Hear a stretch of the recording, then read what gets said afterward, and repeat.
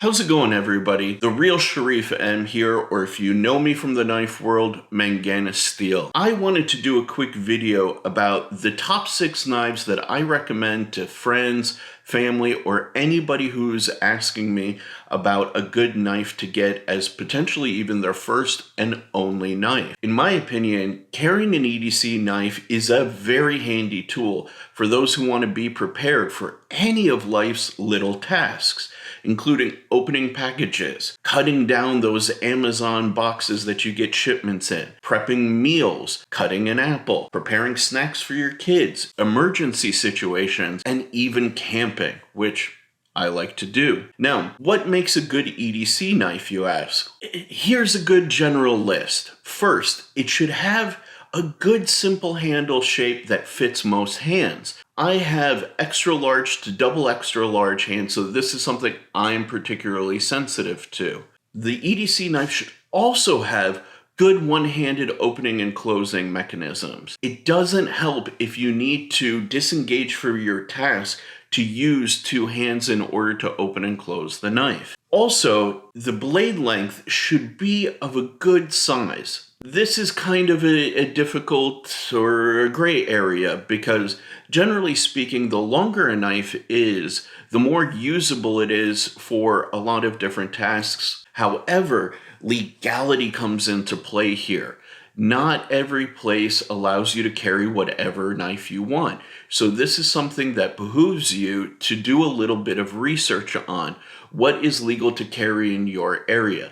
And generally speaking, a little bit on the smaller size is what is legal in most places. Now, speaking of the blade, an EDC knife should also have very good blade steel. All of the knives on this list that I'm going to show you have excellent blade steel that with just a little bit of minor touch-ups should last you a lifetime, and you shouldn't need to resharpen very frequently. Also, the blade should be a little bit on the thinner side because most of our everyday carry tasks are about slicing things like opening packages, etc. Doesn't help you if you have a big, thick brute of a knife, let's be honest. And last but not least, it should have a sense of style. With that being said, let's hop on down to the table. I'll show you a few knives that I personally recommend, and I'm not gonna lie, a couple of my knives are on this list. All right, let's see how quickly I can get through this list, because I've already tried recording this a couple of times.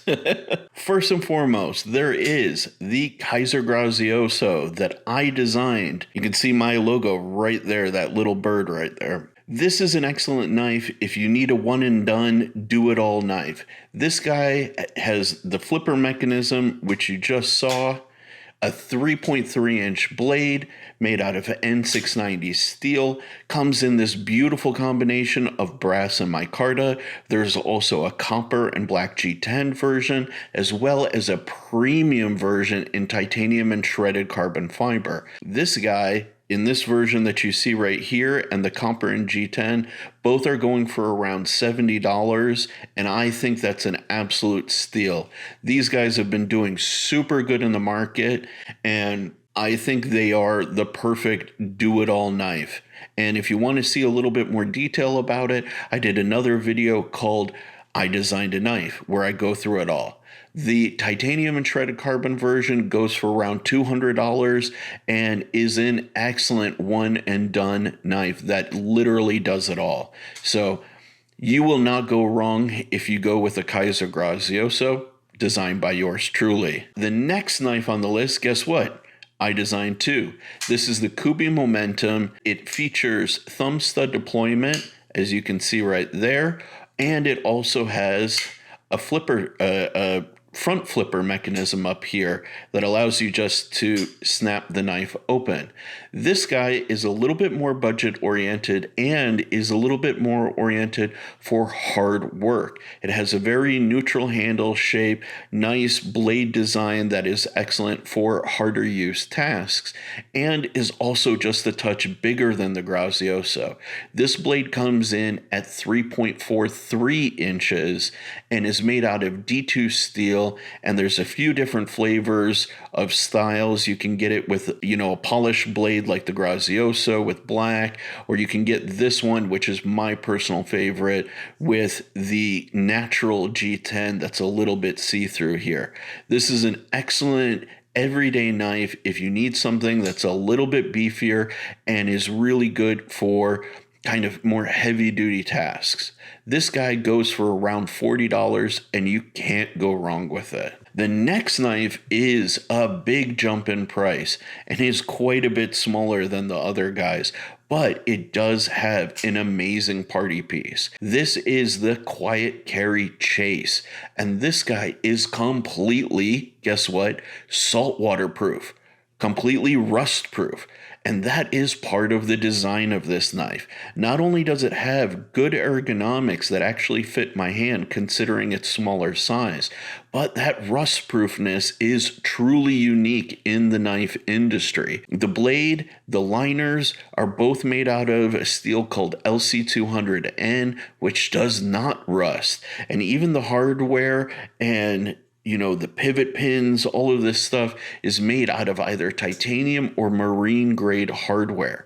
Now, this guy is a bit more expensive at $135, and the blade is a bit smaller. I don't know if I mentioned that yet, at 2.95 inches, but this is a knife that I recommend to people who go into the ocean a lot or sweat a lot or whatever. This guy is really nice, and I absolutely love it. Whenever I go to the beach or something, this is the knife that I tend to take with me. The next knife is an amazing knife, and unfortunately is, a little bit more in the limited availability kind of realm and is a bit more expensive, but is truly unique out of all of these.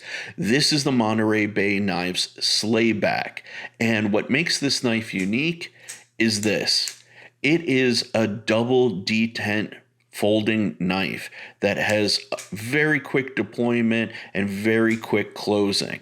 Why would you want a knife like this? Well, in a lot of countries, if you travel a bit like I do, you cannot own a knife or cannot carry a knife that actually locks open like these three that I've already shown you. That's where this guy comes in. And unlike something like a Swiss Army knife with a curved blade, with this flat blade profile, you actually keep pressure on the blade no matter what task you're doing, so it ensures that you don't have any surprising closes, which I have had with the Swiss Army knife, because you got to roll over to that tip quite a bit if you want to do cuts on boxes and things, and that can get quite a bit dangerous. So not only is this knife incredibly safe, it's incredibly stylish, comes with a 3-inch blade in M390 carbon fiber scales, and this guy is super lightweight. It is pricey though. This guy goes for around $180, but if you need a knife to travel the world with, this is the knife that I absolutely recommend. Now, the next knife is an industry darling, and it should be no surprise to anybody in the knife world that it made this list. This is the Benchmade BUGOUT.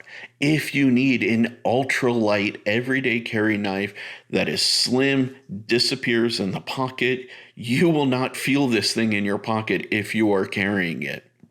This guy is beloved by so many people because it has this really nice thin blade profile, these super lightweight plastic handles, and really is a surprisingly tough knife. The blade comes in at about 3¼ inches, and it comes in a variety of steels from S30V, 20CV, S90V, all of this crazy stuff. And even there are some higher end versions that have different handles like titanium and carbon fiber. Now, this guy isn't cheap. You're going to pay between $145 and $280 for the really high-end ones. But this is unique versus all of these guys because this is made in the USA. That means this guy comes with a warranty. You have lifetime sharpening service from Benchmade, and If you have any issues with the knife, you can send it into them.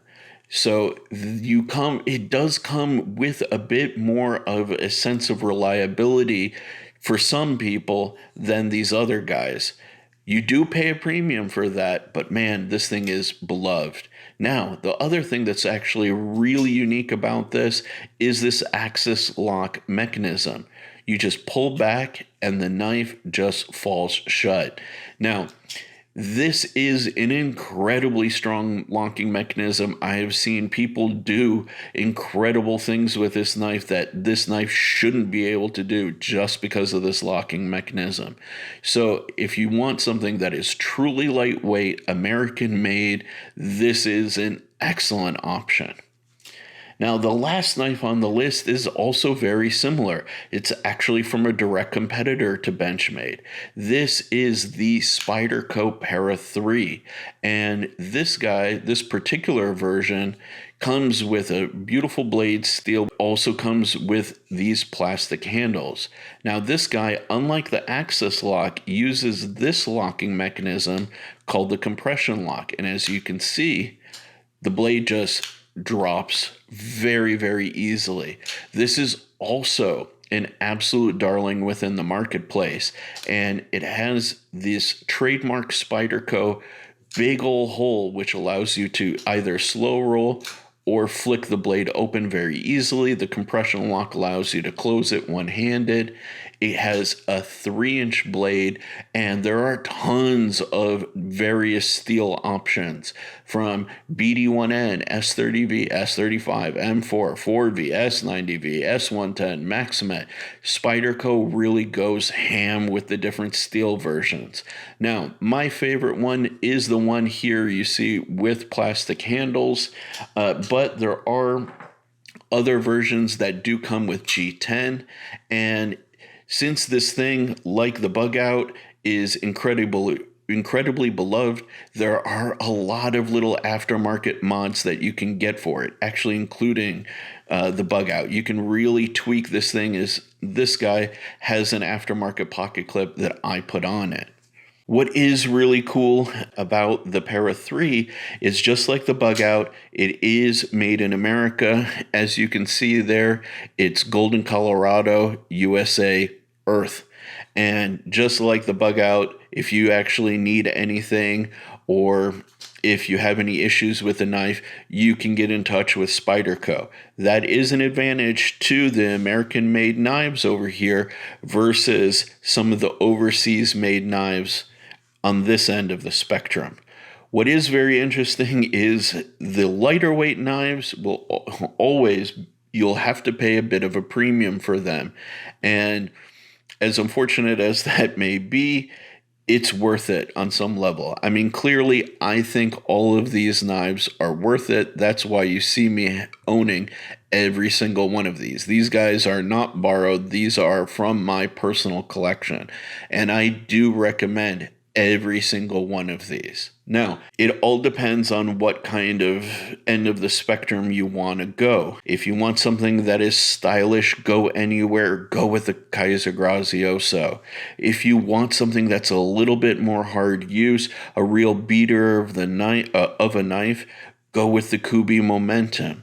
If you go to the ocean a lot, or if you sweat profusely, the Chase will be good for you. If you travel a lot, then the Monterey Bay knife SLAYBACK in double detent form is absolutely the way to go.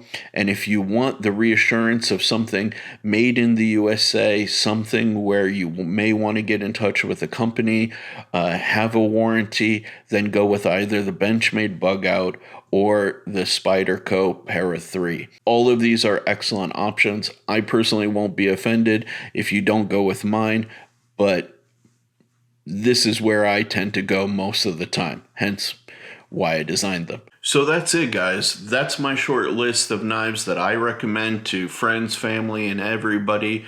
As I said in the beginning, I think a knife is an excellent everyday tool, and that's exactly what they are. They are tools for everyday life. As I mentioned, you can use them for opening up packages, taking down cardboard boxes, food preparation, snack preparation, you name it, and even to have an emergency. So this is my short list. I hope you enjoyed the video. Let me know what you guys thought down in the comments below. Please click that subscribe button. You know, it helps me with getting this channel started. And if you liked what you saw, pick one up. I will have links down in the description for all of these knives, where you can get them, and what are you waiting for?